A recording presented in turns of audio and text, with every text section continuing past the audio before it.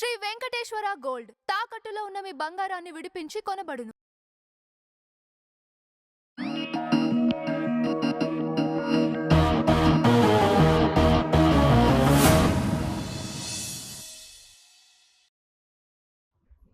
Hello, welcome to our channel. ఈరోజు వచ్చేసి మన ముందు రాజకీయ విశ్లేషకులు త్రిపురని చిట్టిబాబు గారు ఉన్నారు. ఆయనతో మనం మాట్లాడారు. సార్ నమస్తే సార్. సార్ ఇది నిన్న జగన్ గారు వచ్చేసి నెల్లూరుకి వెళ్ళారు. సో వెళ్ళాక అక్కడ చాలా విషయాలు మాట్లాడారు. దాంట్లో మెయిన్గా చెప్పుకోవాల్సిన విషయం ఏంటంటే చంద్రబాబు గారు ఏదైనా బావి చూసుకొని ఇలా దూకితే అయిపోతుంది అని చెప్పేసి అన్నారు. ఖచ్చితంగా ఎందుకు కరెక్ట్ మాట. ఎందుకంటే ఇంతవరకు ఈ దేశంలో అసలు ఒక అపోజిషన్ లీడర్ వస్తూ ఉంటే ఇన్ని ఆంక్షలు పెట్టి జనాలు రావద్దు, జనాలు రాకూడదు, జనాలు వస్తుంది, జనాలు వచ్చేస్తారని ఇంత చిల్లరతనంగా ఏ రాష్ట్రంలో ఏ రాజకీయ పార్టీ చేయలే. ఇంతగా భయపడదే బదులు అపోజిషన్ లీడర్ వస్తే జనాల్లోకి వస్తే జనాలు తండోపుతున్నారు. నేను నెల్లూరులో ఇన్ని ఆంక్షలు పెట్టారు, 10 బళ్ళే ఉండాలి, అవి కావాలి, ఏ పోలీసులు ఎక్కడిక్కడ గోతులు తవ్వి రోడ్లు. ఇంతకన్నా సిగ్గుచేటు ఇంకోటి జనాలు రాకూడదని రోడ్లలో గోతులు తవ్వేస్తారా? బైకుల్లో వస్తారు అని రోడ్లు గోతులు తవ్వి అయినా జనాలు వచ్చారు, వేలాది మంది జనాలు వచ్చారు. ఎందుకు అంత ఉచ్చబోట్లు ఎందుకు పడుతున్నాయి? అతను జనాల్లోకి వెళ్తే మీకు ఎందుకు అంత ఉచ్చబోట్లు? ఇంత భయపడే బదులు బాగా ఎందుకు సావండి? ఎందుకు అంత భయపడే? అది కరెక్ట్ మాట. అంతే, ఎవరైనా అనే మాట అది. అంత భయపడే బదులు అపోజిషన్ లీడర్ వస్తే ప్రజల్లోకి వస్తే వస్తాడు, వెళ్తాడు. మీకు ఇన్ని ఆంక్షలు పెట్టి అసలు గోతులు తవ్వటం ఏంటండి బాబు? కరీమీని ఎరగలేదు భారతదేశంలో ఎక్కడ. బీహారు, బెంగాలు అలాంటి రాష్ట్రాల్లో కూడా ఎప్పుడు జరిగే, తమిళనాడు ఇలాంటి రాష్ట్రాల్లో కూడా ఎప్పుడు చూడాలి ఇలాగ. గోతులు తవ్వించడం, జనాలు రాకూడదని బెదిరించడాలు, పోలీసులు ఆపటాలు. ఎంత ఆపితే మాత్రం జనాల అభిమానాన్ని కాలం లేదు కదా, వస్తున్నారు. అది భయం. జనాల్లోకి వస్తేనే కదా సార్. ఇప్పుడు ఒకసారి ఇన్సిడెంట్ అయింది కదా, ఒకరు చనిపోయారు, ఇద్దరు చనిపోయారు ఆయన పర్యటనకు వచ్చినప్పుడు. ఈ చంద్రబాబు వచ్చినప్పుడు 8 మంది చనిపోయారు. చంద్రబాబు వెళ్ళినప్పుడు ఉన్నాయి ఏంది సాకులు కుట్టిస్తే జనాలు వస్తే చచ్చిపోతారా? పర్సన్ మీదకి కార్ ఎక్కించారు కదా. ఎవరికి ఇచ్చారు? అదే జర్నలిస్టులు తప్పు మాట్లాడతారు. జర్నలిస్టులు తప్పు మాట్లాడదు. అతనే ఆ పోలీస్ ఆఫీసరే ఆ కార్ కింద టైర్ కింద నేను పడలేదు, అతన్ని తీసుకెళ్ళి హాస్పిటల్లో ఎక్కిస్తూ ఉంటే ఒక ఆఫీసరు వాళ్ళు మీరు ఎవరు రావద్దని ఎక్కించుకెళ్ళారు. 2 రోజుల తర్వాత ఎందుకు జరిగింది? అతనికి ఎలాంటి చచ్చిపోయేంత గాయాలు లేవు. ఇది ఒక ప్లే జరిగింది. అసలు ఒక జెడ్ కేటగిరీ సెక్యూరిటీ ఉన్న లీడర్ వస్తూ ఉంటే అసలు జనాలు రోడ్డు ఎట్లా వస్తారు? జెడ్ కేటగిరీ తాళ్ళు కట్టాలి, ఈ తాళ్ళు కట్టాలి. వచ్చింది సెక్యూరిటీ, మీ డ్రైవర్ తోలింది మీ గవర్నమెంట్ డ్రైవర్. ఎట్లా జగన్కి సంబంధం ఎట్లా ఉంటుంది? మీరు కావాలని చేసి ఆ తాళ్ళు పెట్టకుండా ఒక సెక్యూరిటీ తాళ్ళు పెట్టాలి ఆటోమేటిక్గా. అందుకని రారు, అందుకనే పెడతారు. జెడ్ సెక్యూరిటీ అంటే అదే. అతనికి జెడ్ ప్లస్ ఉంది, ఎందుకు పెట్టలా? ఎందుకు తాళ్ళు పెట్టలా? ఎందుకు చేయలా? అంటే ఏదో జరగాలి, కలమటి జరిగి దాని నుంచి రాజకీయంగా మనం ఏదో చేయాలి. ఈ తప్పుడు విధానాలు, తప్పుడు మాటలు తప్పితే అంటే ప్రపంచం దేశంలో ఎక్కడ అపోజిషన్ లీడర్స్ ప్రయాణం చేస్తారు లేదా అంటే చచ్చిపోతారని అపోజిషన్ లీడర్ పర్మిషన్ ఇవ్వరా? ఈ దౌర్భాగ్యం మన రాష్ట్రంలోనే కనబడుతుంది. ఈ చంద్రబాబు పాలనలోనే దుష్టరాజ్యం. ఈ చంద్రబాబు ఈ కూటమి ప్రభుత్వం దౌర్భాగ్యమైన. అసలు అంత భయం ఏంటి? అంత ఉచ్చబొట్లు పడిపోయి అంటే మీ పరువు సంవత్సరంలోనే ఇంత దిగజారిపోయింది అన్నమాట.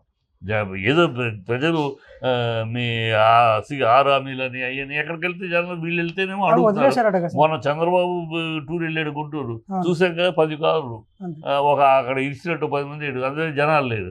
ఇక్కడేమో రావద్దన్నా కూడా ఎగబడొస్తుంది. అది భయం.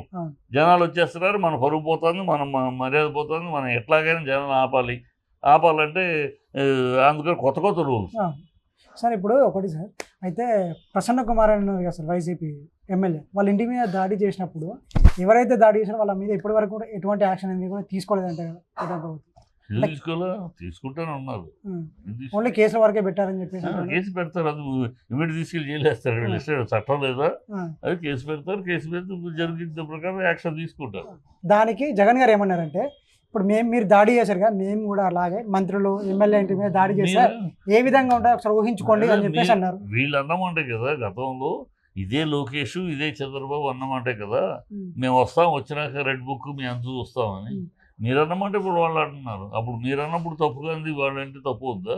ఆ రోజు మీరు వాగిన వాగులే, మీరేం పవిత్రంగా మాట్లాడలేదు కదా. మీరు రెడ్ బుక్ చూపించి ఎక్కడ చూసిన ఆఫీసర్లు అందరి పేర్లు నోట్ చేస్తారా, మేము అంత చూస్తాం, మేము వచ్చినాక మీకు అప్పుడు ఎలా ఉంటుందో చూపిస్తామని మాట్లాడారు కదా.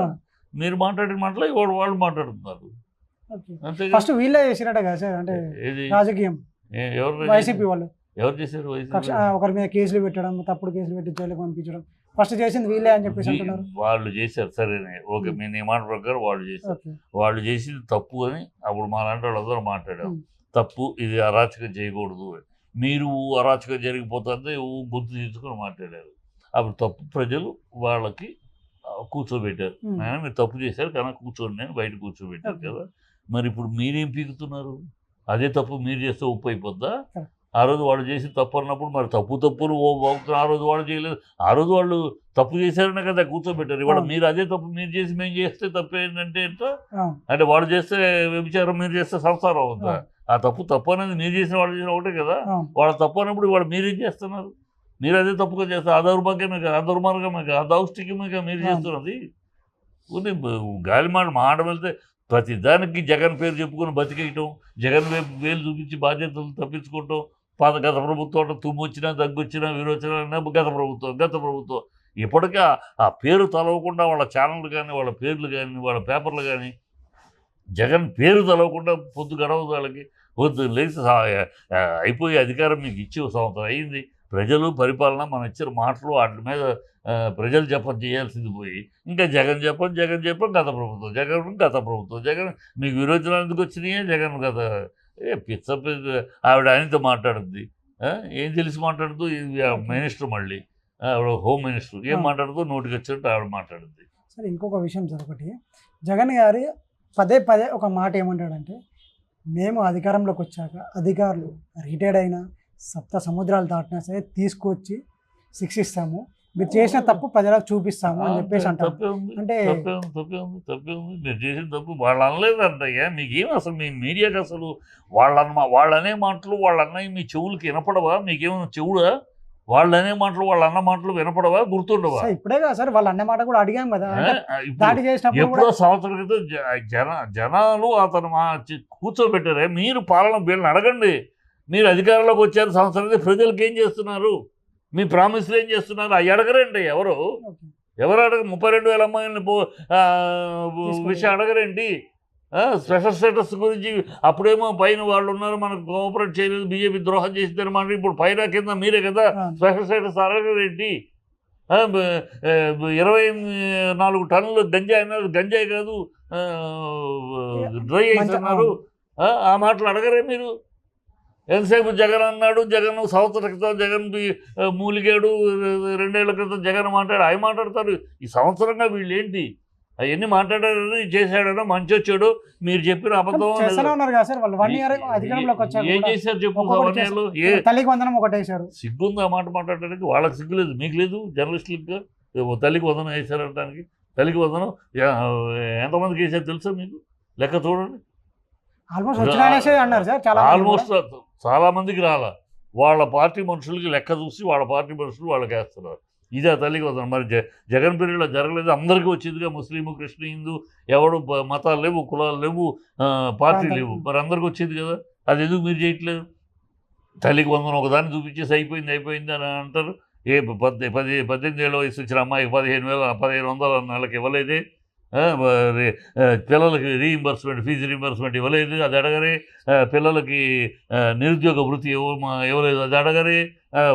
వాలంటీర్స్ బతుకులు నాది 10,000 అది అడగరే. 1,500 ఇవ్వాలంటే ఆంధ్ర అమ్మాయిలు అంటారు కదా సార్. సిగ్గుందా మాట్లాడడానికి? ఆ మాట అనేటప్పుడు మీకు తెలీదు? అదే మాట మేము అడిగాం కదా, ఎలా ఇస్తారయ్యా మీరు?